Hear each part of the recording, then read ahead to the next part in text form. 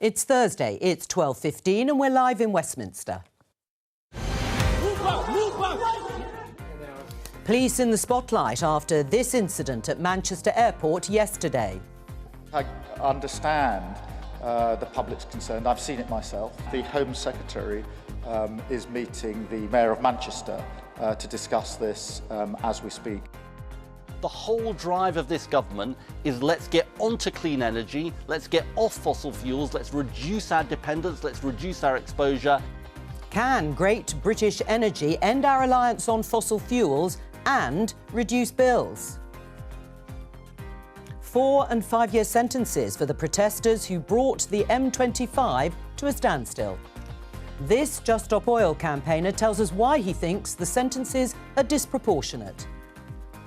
2 more MPs throw their hats into the Tory leadership ring, Robert Jenrick and Shadow Security Minister Tom Tugendhat. We need to rebuild that trust. We need to make sure that we get back to the politics of delivery and are able to deliver for the British people. At 316, when you're in the mirror, do you know what you see? You think you just fell out of a coconut tree? And is Kamala Harris brat? Joining us today, Labour's Baroness Jenny Chapman, Conservative MP Harriet Cross, another new MP, Liberal Democrat Max Wilkinson, and Ella Whelan from the Academy of Ideas. This is Politics Live.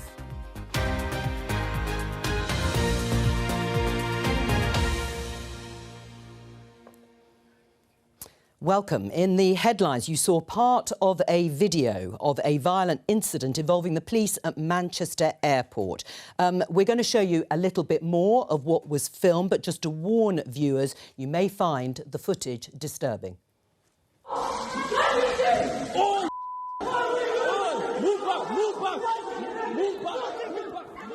Now, a police officer has been suspended after being filmed kicking and stamping on the head of a man lying on the ground at Manchester Airport. Greater Manchester Police said firearms officers had been attacked while attempting to arrest someone following a fight in the airport's Terminal 2 on Tuesday. It said it had referred itself to the police watchdog.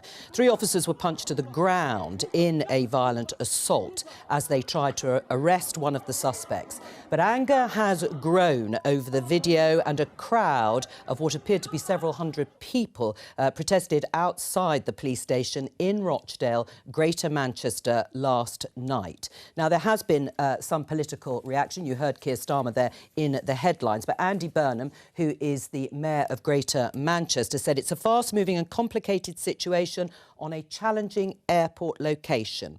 The incident is not clear-cut and there are issues for both sides. These are disturbing images, but a process now needs to be followed. It is right that the officer has been suspended. This tweet is from Reform UK MP Richard Tice. He says, top tip, don't mess with armed police in an airport. Not rocket science. They're paid to make split-second judgments to save lives. His colleague in the House of Commons, Lee Anderson, another Reform UK MP, said, well said, Richard Tice, the vast majority of decent Brits would applaud this type of policing. We are sick of the namby-pamby approach. Time to back our boys in blue. And in the last half an hour, he's spoken to the BBC's chief political correspondent, Henry Zeffman. The message I'm getting loud and clear from my constituents is that they are fed up with seeing police dancing around rainbows and being nice to people and running off from rioters. They want the police to do their job. And I think these police yesterday should be commended. They should, in fact, I'd give them a medal. Jenny, do you agree with Lee Anderson? No, I think Lee's completely wrong to rush to a conclusion like that, not in full possession of all the facts. I think that what Andy Burnham, the Mayor of Greater Manchester, his response is far more appropriate when none of us know what's been going on here. It was a very sensitive situation, clearly, at an airport with firearms. We understand that much. But what we don't know is any more of the background to this. And I would caution colleagues against jumping in and reaching conclusions when the police force itself has referred itself quite rightly to the IOPC. The officer involved quite rightly has been suspended. But I don't think that it's right for politicians to go around grandstanding and trying to make political capital out of this at this stage. Do you agree with what Lee Anderson was saying, Ella Whelan, in terms of the police should be commended? Richard Tice saying that actually when you are involved with firearms officers, they do make these split-second judgments. No, I don't think police should be commended for what looks like kicking someone's head in. That's police brutality, and if you're meant to be a trained professional, you're meant to be able to disable someone without going to those kind of extreme lengths. That doesn't seem to me to be rocket science. But I suppose if you want to make something out of what Anderson and Tice are saying, you know, compare this kind of policing to the policing of the Hare Hills riots, where it seems in like Leeds. In Leeds you often have two extremes. Either the police, I mean, quite literally running away in Leeds, it looked like, for a number of hours. Or I suppose what Anderson's talking about, the softly approach to, for example, Just Stop Oil protests before the sentencing. And then the other extreme is jumping on a man's head. I mean, surely there is some kind of sensible in-between that the police seem to be missing. What about the point that is made, Harriet, by Lee Anderson, which is that the public will be, or should be, supporting the police? Do you agree with that? Will they be? Well, I think the public do in general support the police, but I mean, that doesn't mean they support the police in every circumstance and in every opportunity. And I mean, what we've seen here is obviously distressing, and it's something that does need to be investigated, which it will be. The police have referred themselves. I mean, I think across the board we can see that the police do a great job for the public, and we should support our policemen and anyone else who's serving the public in any capacity. But that doesn't mean it's a blank card for any approach in any circumstance. It's very much they are representing the public as well as protecting the public. What was your reaction, Max, when you saw the video? It's pretty horrifying, isn't it? When you watch someone being kicked in the head and being stamped on, it just takes your breath away. And I think the important points here that Jenny made in particular and that Ella made, we shouldn't rush to judgment, but also we need to be in a position where we are welcoming the fact that Greater Manchester Police has reported itself to the IOPC. I come from a policing family, so I do understand this, and I think it is incredibly important that we do the right thing just to make sure that trust is retained in policing. But when you see videos like this, it really does lead to a sharp intake of breath. Let's talk about something completely different. This headline in The Times, a very important part, a key part, if you like, of the Labour government's agenda in terms of what they were promising during the election. Ed Miliband puts energy into public ownership with offshore wind drive. It's time for the state to own and build things again in the name of the people, says Energy Security and Net Zero Secretary. It was launched today with the Prime Minister Keir Starmer. They've been together talking all about how to decarbonise the UK. Part of this involves a partnership between Great British Energy and the Crown Estate. Is this going to be enough, Jenny, to help the government achieve its target of decarbonising electricity by 2030? This isn't the only thing we'll be doing, but it's a very important step today. We've felt for a long time, and we've been very vocal about this, and this was the basis on which the new government has been elected, that bills have been too high, that we've not been able to exploit renewable energies to the extent that other countries have, and we should be doing far, far more, and that there's a real skills and jobs opportunity here for the UK, because this is where the next generation of energy is going to come from. We need to get ahead of this. We need our young people to be trained so that they can exploit the opportunities that they're going to have through this, and we need to be less reliant on foreign oil and gas. We've got state-owned energy companies in the UK. They're just not state-owned by the British government. And so it's something new. It is different. We've got a partnership now with the Crown Estate, so we're getting going. And it's an exciting first step. Are you excited by it, Harriet? I have a lot of thoughts about it. I mean, I think one thing I should say is I represent Gordon and Buchan, which is an Aberdeenshire constituency, heart of the oil and gas sector. And people out there, we are worried. We are fundamentally worried every day about jobs and livelihoods. To us, the conversation about net zero isn't necessarily about the climate crisis or protecting energy security. It's about how we're going to pay the bills, and that means actually the household bills, not just the energy bills. It's our lives and livelihoods. And I would come back, Jenny, on just one thing you said. I mean, we have made huge strides in recent years on renewable energy in the UK. So when the Conservative government took over in 2010, it was 7% of our energy was renewable. It's now 50%. We've got the first to fifth largest wind farms offshore in the UK, and they are here. That's there at the moment. We're also the first major economy to halve our emissions and we've done that while growing the economy. So we've made huge steps along the way, absolutely huge. But what's vital in that is that we protect the jobs and livelihoods of people who are at the moment reliant on the oil and gas sector. And that doesn't mean to say that we're going to be using oil and gas forever. Everyone accepts that.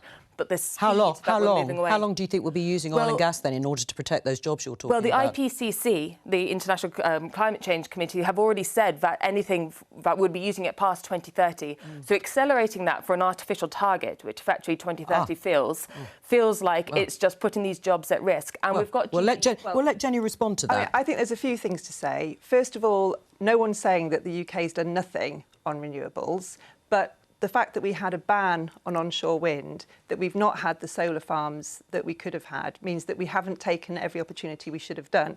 That's now going to change with the new government. But what about the jobs at risk? Then the point about jobs is very important. Yeah. I'm from Teesside, all right? I know what it's like to see large-scale job losses and nothing done, no transition, communities abandoned, all right? That's my background. Yeah. We are not going to allow that to happen. We want a transition, which means that we invest in new technologies and new opportunities for people. Now that to replace all those jobs. We must make sure that we never ever abandon communities like the Tories have done in the 80s, and again with steel, it was going to happen again. We're the Labour Party. We understand these communities, and we understand what a failure to act and to support people looks like. We're not going to do that. Well, Harriet, are you reassured? So will GB Energy be in Aberdeen? Because that's where the majority of oil and gas jobs are in Scotland. In Scotland. But will it be in Aberdeen where the majority of jobs are? Harriet, with all honesty, I don't know the precise constituency where it's going to be. That's not enough for the people in the north east of Scotland. I understand. We understand why the Labour Party are looking at the energy mix, but we are worried about our jobs. Yes, of course you are, and you have every right, and I completely support you championing the jobs in your constituency. Yeah. Absolutely. I would have done exactly the same myself. Yeah. But GB Energy is part of the solution, and we've already committed. I don't know which constituency it will be in. I'm sure an energy minister could come on and tell you that, but it will be in Scotland. Well, to some extent, where it is, it may be a moot point in terms of the sorts of protections you want for the jobs that you're talking about. Who is right here in terms of the speed at which this is going to happen and the fears that Harriet has for the jobs in her constituency? Well, look, I applaud and welcome the Labour Party's push for innovation in the realm of energy. I mean, it's long been lacking. I've got nothing against wind farms wherever they are, all the rest of it, but it's a bit sort of silly talking about this all as clean and dirty and good and bad. It's like good and evil. Why? Why is it silly? Well, because some of it is clean and some of it is fossil fuel. I don't know if I'm not an expert in how you build a wind farm. It's not a particularly clean process. You know, it's a much more complicated. I think we should be much more sensible about the complexity of dealing with the energy crisis. I mean, how you've boasted about the move towards renewable energy, and that might be true, but it has had little to no effect on what people are seeing in terms of their bills. I mean, we haven't had this great transition as of yet. But I think, you look, more wind farm tick, whatever, more innovation tick. But the punitive, the sort of the bans and the punitive measures, I'm not on board with at all. And that's what this is where Ed Miliband gets kind of most excited. Well, I'll come back to the bans and the punitive measures. No, but that's the really incredibly I'm going to come back to you in just a moment. Max, just to get your general thrust of the approach that's being adopted here by Labour, do you support it?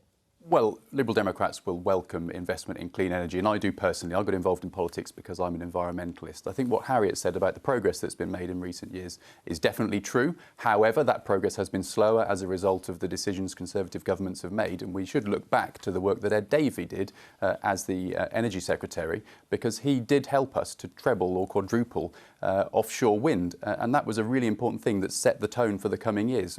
What Ella said is in one way true. However, I think it is not debatable whether a wind farm or a oil and gas plant is better for the environment. It is clearly true that the cleaner technology is going to be wind and solar.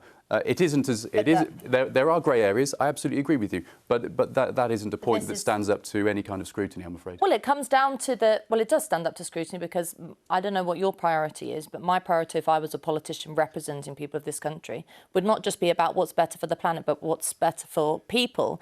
And the fact is that sometimes in this country the wind doesn't blow and the sun doesn't shine, and it's a sort of superficial point, but it's why we cannot rely on renewables. It's also true. Bills are higher as a result of the Conservatives you've stopping got, some of the renewable within energy your investment party, that you've got was a legacy due to happen. within your party, you've got a legacy of being resistant to innovating in things like nuclear. I mean, nuclear would have been a very long time ago. Let's just go back though to the bills issue. When are bills going to come down, Jenny? We want it to come down as soon as possible. Well, I know you do. What we're not going to do... is that 10 years, 20 years? People need to know and have some faith in this if they think their bills are going to come down. But what destroys faith quicker than anything else is a politician coming up with some arbitrary date, like 2030. making a commitment and then failing to achieve it. And we've seen too much of that. So what I'm not going to do is sit here and say to people, I'm going to get your bills down like a year from Christmas or something like that. This is putting the steps in place. It's first steps, it's early stages, but this is you can't get anywhere without these first steps. But the Climate Change Committee, which is advises the government, is big on net zero, all the rest of it, much respected, has said that 62% of any kind of change has to come from, it has to be behavioural change. So it's not offshore wind farms, it's not any of this, it's people giving up their cars, giving up their boilers. And, Ed Miliband, and the Labour Party seems to be excited by that, or at least they've said nothing to assuage people's fears around the fact that you wouldn't be able to turn on your heating and afford to warm up the bath for your baby or whatever it is. That is just in terms of changing behaviours. One of the things that people... saying, it's the Climate Change Committee. So one of the things that people really feel is their energy bills, and one of the things that we've got in this country is housing stock that is extremely old. Insulation, and we do need an emergency rollout of insulation in people's homes, and that will really help people stop feeling the pinch as a result of the cost of living crisis and the energy crisis that we have suffered over the last few years. All right, well, let's stick with this subject of climate change. This headline in The Times: hundreds of celebrities rail against injustice of Just Stop Oil sentences. Again, you saw some of the images in the headlines. Just Stop Oil activists were given 4 and 5 year sentences over a 2022 stunt that brought M25 motorway to a standstill. 1,200 artists, athletes and academics have condemned the injustice, they call it, of the sentences that have been handed out. They've written to the Attorney General calling for an urgent meeting to discuss the jailing of truth-tellers and their silencing in court. Let's talk to Dr. Bing Jones, who is a spokesperson for Just Stop Oil. Welcome to Politics Live. Why is this sentence, these 4 and 5 year sentences, why are they too draconian? Look, these are sinister, new authoritarian laws that will enable any judge to silence pretty much any challenge to any government. Look, it's terrifyingly hot. Sunday was the hottest day that the world has ever seen, probably the hottest day for 100,000 years. And then Monday was even hotter still. This court was a really good example of the amazing paradox, the way that we're able to talk about these things and fail to act. The court agreed. In a court you have agreed facts, and the judge and the prosecution and the CPS agreed on these words, which are that we're on the verge of catastrophic, irreversible harm caused by fossil fuels. Right. And the judge called this irrelevant, just political opinion, just belief. He forbade the defendants to talk about the climate. He refused to have a specialist climate No, we've person heard. But can I just ask you, are you saying that these people shouldn't have been arrested at all for what they did in terms of bringing that part of the motorway to a standstill, perhaps endangering people waiting to go to hospital appointments? I don't know. But are you saying they shouldn't have been arrested, that they shouldn't have been given that length of sentence? Or are you saying that actually they should just be allowed to protest and disrupt other people's life without any legal redress? What I'm saying is that it is profoundly wrong to lock up people who are for really lengthy jail sentences. These are far longer than sexual offenders get quite often. Locking up ordinary people who are trying to avoid a disaster whilst allowing the people who are making that disaster, that's the fossil fuel industry, to go on making profits. That's profoundly, profoundly wrong. All right. And it's a cruel law. All right. And it's inhumanly applied. Let me hold you there, because please stay with us for the rest of the discussion. Jenny, what do you say to Dr. Bing Jones? Disproportionate. I think you know what I'm going to say is that this was a matter for the courts and they made that decision.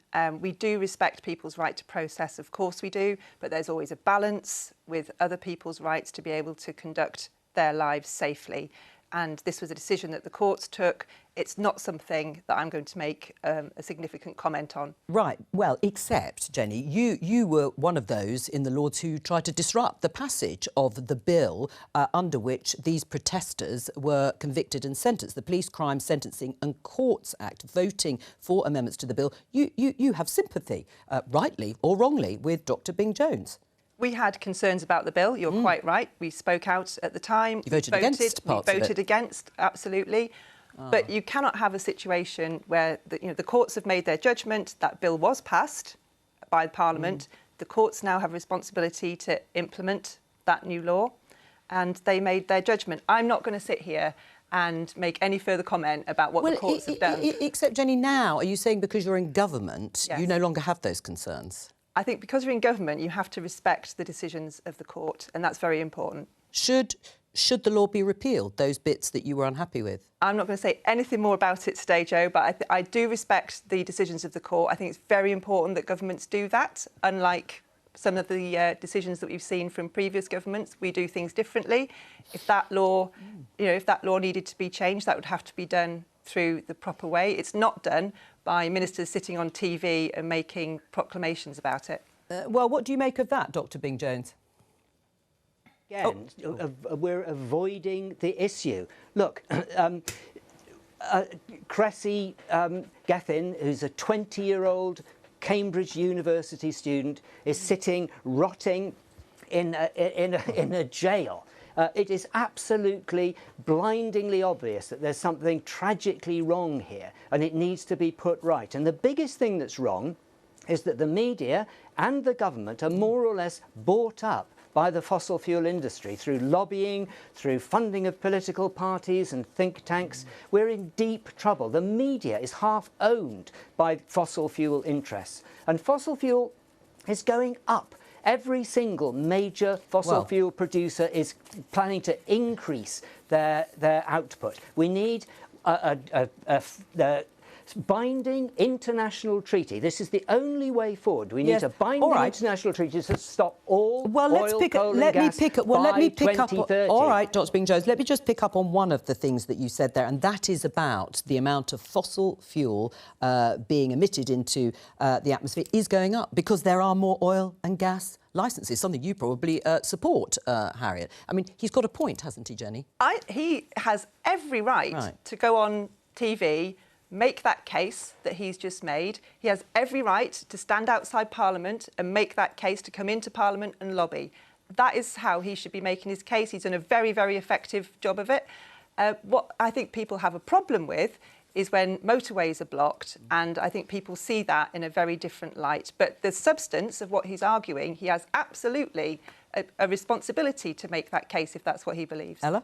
I think when it comes to the Police Crime Courts and Sentencing Bill, I'd like to see that repealed. I think there's been a horrendous crackdown on political protest and freedom to protest in the last few years, and it's a real problem. You know, you're now beholden to prove to police officers that you're not being too noisy in order to protest freely. And I feel quite nervous and uncomfortable about the length of sentences. But when it comes to the group, Just Stop Oil, Extinction Rebellion and their politics, I mean, the arrogance from the speaker, Dr Jones, is remarkable. You know, unbelievable that a Cambridge student has been locked up. God forbid she would just be a plasterer or someone normal.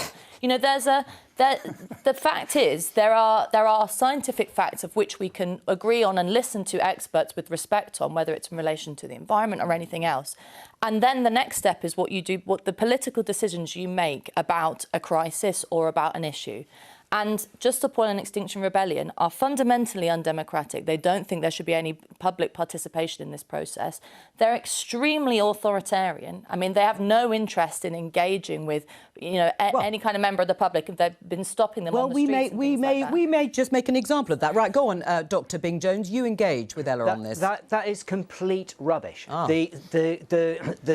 The government and the media are failing. You're failing in the three basic rules. Look, I'm a doctor. I spent my life looking after some of the sickest patients in the hospital. Two things I've learned. Number one, when things are bad, you go and get something done about it. You don't wait until you come back from your holidays. You don't wait until you've got a pay rise, which is what Rachel Reeves is doing, and you when you're told it's horrid, the treatment, that your hair's going to drop out and you're going to be sick for months, you take the advice because it's better than being dead. But Dr. We've Jones, failed for 30 years. The government has failed. Let Ella come back. I just want to know, I mean, Dr. Jones, that, you know, you make a convincing argument, but the kind of changes to, we were just having a discussion about what behavioural change might be, the kind of changes to people's lives, that the policies that Just Stop Oil or Extinction Rebellion, any of these climate activists are advocating for, the kind of, you know, punitive restriction on people's freedoms and resources will make people, in some cases, destitute, will make a living in this country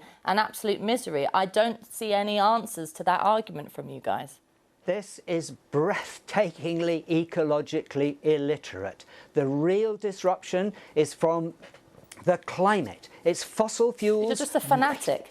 I'm not a fanatic. I'm just telling you what billions of measurements by scientists are telling us. We have got to come to terms with the fact that we're in a fossil-fueled furnace. Okay. Have you ever had a conversation with, you know, a normal working-class family who struggles to make the bills at the best of times, and talked to them and heard what they think about the kind of measures you're putting out, or is it just that you guys, doctors and professors, only hang out with each other on these kind of protests? I seem to mostly talk to people like yourself who are just spouting the Daily Mail speak, which is to make a complex system, make a complex issue. I think you're making the argument for me, Dr. Jones. Simple one. You're making complex issues into something simple so that you can blame somebody else. Yeah. All right. Working class people's lives are just simple. I mean, yeah, we're right, politics. Well, hang on, Dr. Jones, I'm just going to stop you for a moment because I want to bring in the two other guests, but we will get another response from you. Whose side are you on here, Max, having heard both Ella and Dr. Jones?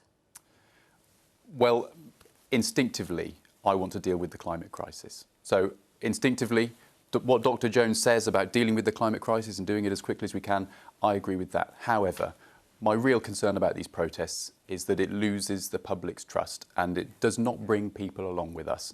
In terms of the sentencing, Jenny is entirely right. It's not good for members of Parliament to sit here and have a go at judges. We've had too many years where Conservative governments and Conservative ministers in particular have been having a go at judges.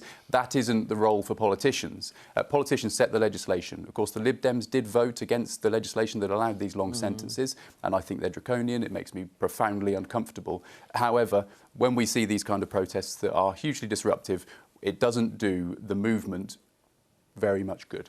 Harriet, do you agree, or would you like to say something about the law and the length of the sentence?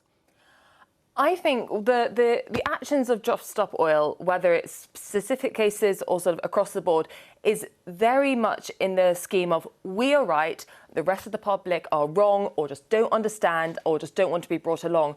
We understand the climate issue. But do you? That's what Dr. Jones is saying. Not enough. We also understand that the UK is responsible for about 1% of carbon emissions. Therefore, why are we putting our businesses, our livelihoods, our jobs at risk, under peril, making life harder here in order to prove a point, in order to sort of either keep on the right side of Just Stop Oil or to bring others sort of along? From my point of view, and I actually Jo, just want to pick you up on something. You said, I'd support new licences. I support licences in the North Sea. I support licences from our basin here when we are still using oil and gas in the UK. I want it to be from our own domestic supply. In terms of the sentences that were passed down, the law was broken. The people were disrupted and there was a sentence for that, and that is now being served. Dr. Jones, there's one thing that was brought up by our Liberal Democrat MP on the panel, Max Wilkinson, and that's about bringing people along with you. Do you think you are persuading people or alienating them with your approach? There's ample, thank you, good question. There's ample evidence to say that people are not alienated by disruptive action.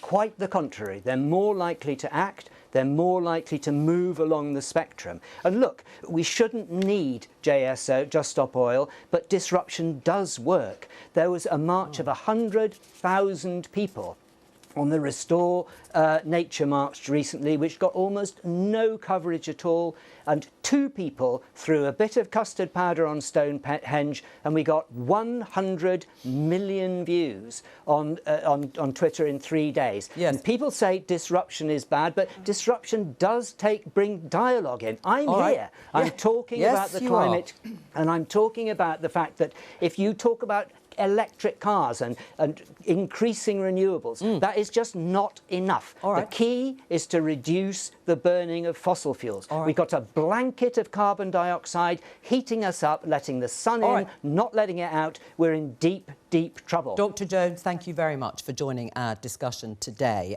One of the points that's actually raised in the letter to which 1,200 academics and celebrities put their signatures to was that actually with the current prisons crisis that you have heard a lot about on Politics Live, should we be sending environmental protesters to jail when the prisons are almost full? Well, I don't know if they're still going on, but they're still debating. We can see there in the House of Commons, that's MPs, whether to reduce sentences for certain people. They're called standard determinant sentences. Those will be released after serving 40% of their sentences rather than half. Oh, you can see Priti Patel there, the former Home Secretary, standing up.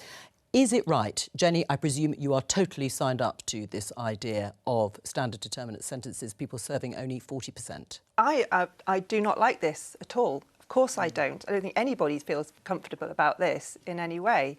But you've got to deal with the situation you are presented with as a new government. And we saw, when prisons get overfull, they get very dangerous. And the prison where I used to work, Frankland, near Durham, a prison officer just in the last few days was hospitalised because of a violent incident. You also then lose the ability to take people into prison. You end up with prisoners in police cells. You then have police unable to go out and combat crime. The whole system fails. The criminal justice system was on the brink of failure. We had to do this. We don't like it. It's not the situation we'd want to be in, but you have to deal with what's in front of you sometimes. Harriet, are you signed up to it? I think we need to look at how we've got here. So over the past... Yes, and I will absolutely. So we, the Conservatives, are the party of law and order. We've been delivering tougher sentences. Can you still claim that? We have been delivering tougher sentences, and because of that, more people are behind bars. We've also delivered 13,000 new prison places in the last few years, and we've also got 2 new prisons, a prison under construction and 2 in planning. That flies into the face that the prisons are almost full, and these are the things that are being discussed by MPs as we sit here today. Yes, Max, do. There is an issue here that about 20% of those who are in jail are on remand, and there's huge backlogs in the court because the Conservatives defunded the justice system in my own constituency, which until early this month was represented by the Justice Secretary, who, by the way, has spoken out eloquently about the prisons crisis. In my own constituency, in December last year, we had a backlog of about 2,000 cases waiting at the Magistrates' Court. That tells the story. Now, we do need to really get to grips with this. We need to deal with reoffending, the only way we can do that is by having a prison system that works, that focuses on rehabilitation as well as punishment. All right, respond briefly, and then I'll come to you. I was actually going to go back to the original point on the 40% of the sentences. I think what our position is on that is 40% has been chosen. Why is it 40%, for example? Why not 45%? And also, what's the time horizon for this? Is this something that's going to be there for a few months? Is it going to be there for a few years? We know that Labour voted against things in the last Parliament. Well, the answer that is an interesting question. It will be there for a short... In the final bit of the last Parliament, we had this situation. Sorry for interrupting. We had this situation where, as my predecessor as Cheltenham's MP said, basically the government was refusing to deal with the problem. Exactly. You just kicked the can down the road. But on the question of how long it's going to be in place for and why 40%? As short as a time as possible. But that's not but as long as necessary. We were on the verge of the whole criminal justice system seizing up, so we were no longer able to convict people. We were no longer able to sentence them. We cannot have that. Since 2010, the criminal justice system has been completely wrecked, from courts to policing to prisons to probation. This is the narrative we're hearing a lot. Every single piece of the criminal justice system has been undermined. And you're going to fix it with no more money, because it's an unprotected department, Justice Department, Jenny, and there's no more money. I used to work at Frankland Prison, and when I worked there, it was, by today's standards, incredibly safe and stable and a secure place to work. Now, we see officers But you admit you're not going to be investing or putting any more money in? Look, we've got what we've got to spend, and Rachel Reeves has been very clear about that. But you've got a system the system has got to where it has because of a lack of planning, a lack of strategy, and a lack of joined-up thinking. That's ended now, and we are going to be working with the agencies involved, and we will make this system safer, not just for the people working in it, but for people on the streets who feel they're getting a very bad service at the moment. A strategy, therefore, how long is this going to be in place for? Harriet, with the best will in the world, you lot have had 14 years undermining and trashing this system. You will have to forgive me. If you make a decision in the first couple of weeks, you must have thought about it. Hang on, Harriet. Very quickly, Jo. You're rowing over an emergency measure, which may be fair enough. You know, we have to do something about the prisons. What I want to see is some more detail on what actually is the ideology behind in prisons. Is it about rehabilitation? Is it about punishment? Wow. You can't be superficial about just saying we are about law and order. Correct. When in actual, yes. well, yeah, but what are your plans to change? Well, and that is a discussion for another day. But as you say, it's a bigger discussion. No, we're going to move on because we're going to talk about. And you will see that from us, unlike what you saw from the last government. Let's talk about the Tory leadership contest because we have had some news this morning. Yesterday, you'll remember James Cleverly, the former Home and Foreign Secretary, threw his hat into the ring. Well, the Shadow Security Minister, Tom Tugendhat, has entered the contest. There he is to be the next Tory leader, and in the last hour or so the former Immigration Minister Robert Jenrick has also said he is running. That's 3 so far. Who do you like? I like many people, but these 3. I have not declared for any candidate yet, and I mean nominations are still open until Monday, so they've got time for more to come to the race, time for people to have their say, and obviously it's going to be a longer process over the summer as well. I think it's a real opportunity though for the party to actually think about what direction we want to go in. And what direction would you like it to go in as a new MP? I think, from my point of view, what's really important is how Scotland fits into the mix. I mean, I'm a Scottish Conservative and Unionist Party MP now, not candidate. And so get used to it. Yes. So to me, sort of that's a very important debate to be having. But also, I mean, we have to recognise what happened at the election. I mean, no one is going to pretend that it was a good election for us because it was a disaster. It wasn't. So we need to take that on board and actually listen why it happened, what the public were trying to say to us, what we will listen to from that, because that's often different things, and we have to actually hear what was being said and then pick the leader that's going to bring us forward. Well, it's going to be a long campaign, so there's plenty of time since the successor to Rishi Sunak won't be announced till the 2nd of December. Let's go to another contest, one in the United States. Presidential candidate Kamala Harris, she announced her candidacy to be president this week, representing the Democrats. She raised a record-breaking $81 million in donations, and her campaign is going viral, certainly on social media. It's awash with clips of Kamala featuring the British artist Charlie XCX's new album, Brat. Here is a tweet from Charlie. Kamala is Brat. This week, she posted this, and that's because of viral videos like this. At 316, when you're in the mirror, do you like what you see? You think you just fell out of a coconut tree? And everywhere I'm so Julia. You exist in the context. 666 with the Princess Street. Kamala Harris strutting her stuff there, and as I said, it has gone viral. Could the trend impact the polls? Because she has a very short campaign, stepping in after President Joe Biden quit the race. We're joined by Scarlett Maguire, Director of JL Partners Polling, to explain. So, hello to you, Scarlett. Kamala's team seem to have embraced this trend. Sorry, fire alarm has just started going off. Yeah, we can't hear it. We can't hear it. So if you can manage, go ahead. Just talk. I'm so sorry. You're going to have... The fire alarm is still going off. Oh, well, don't worry. You hold fire and we'll come back to you in just a moment. Talking of fire alarms. Max, what do you think about, since you've intervened, what do you think about this trend? Do you think it'll help her in the polls? Well, it might. One of the things you learn as a politician is that politics isn't just talk, right? It's about representing your community 365. Now, I understand Charlie XCX says that the apple could turn yellow, as did many... You've done your homework, haven't you? As did many constituencies at the last general election, because of Ed Davey's approach to fun in politics. Right? Well done. And people did buy into that. So I should probably stop before I say something stupid. Let's go back to Scarlett. Hopefully the fire alarm stopped. Well, you heard Liberal Democrat MP Max Wilkinson mentioning Ed Davey and, of course, all those stunts and all those gimmicks. Does it work? Will it work for Kamala? I think we don't know yet. I think entrance of Kamala Harris into this race has injected an awful lot of uncertainty. One thing I will say, though, is that I think she has more potential for upside at this point than Joe Biden did. So 1 in 5 Americans still haven't formed a sort of concrete opinion of her. And that does offer an opportunity. Now, obviously, this is what's stepping into the void at the moment. I'm not sure whether viral moments is necessarily what is going to be useful in creating that brand. But at the moment, she is at least doing well in getting positive earned coverage and pretty much around the clock. I think the problem is when you're talking about politicians becoming popular memes, for example, you're thinking about appealing to an audience which is much less likely to vote. So less than half of 18 to 25-year-olds in the US voted at the last election. So you really are sort of not going, I think, for the most effective way in terms of the people you need to rally. I think the slight counter to point that, though, is that she's actually at a deficit to Biden with those groups, with younger voters and with ethnic minorities as well, which some might say, I think, is surprising, but I think is actually probably a positive for her at this stage because it means she has more room to grow. Ella? Well, Nigel Farage was very big on TikTok. Is he brat or whatever this means? You know, I'm not sure. The thing I think that should be brought to attention is that Kamala Harris might trend well and make a good meme, but her political career is, is being overlooked, which is that the biggest success she ever had was throwing a load of young black men in jail on trumped-up drug charges, to my mind. I mean, that's been her sort of, what was her name maker.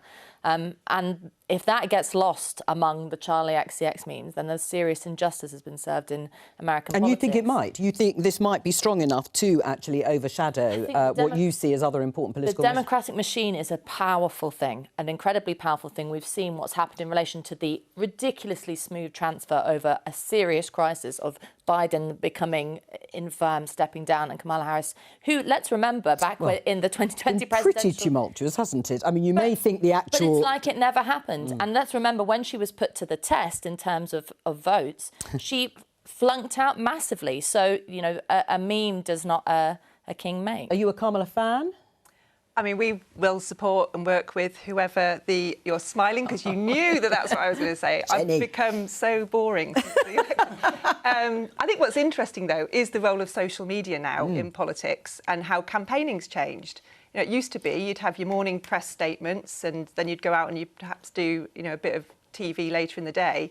Now it is just relentless, and it's who's going to tweet what and who's going to make this video, and we're it's a race, right? Politics is a competition, and we watch what's happening in America, and you know that it ain't long before it comes over here, and the vibrancy, and perhaps this is a good way to involve young people and to get them more tuned in to political debate. If that happens, that's a good thing. I worry about some of the misinformation and some of the downsides to this. Yeah, but it's not going away. Right. I mean, this is with us. Scarlett, to go back to Ed Davey, who got a lot of social media coverage as a result of all those stunts. I mean, did it work? Did his brat summer help the Liberal Democrats win 72 seats?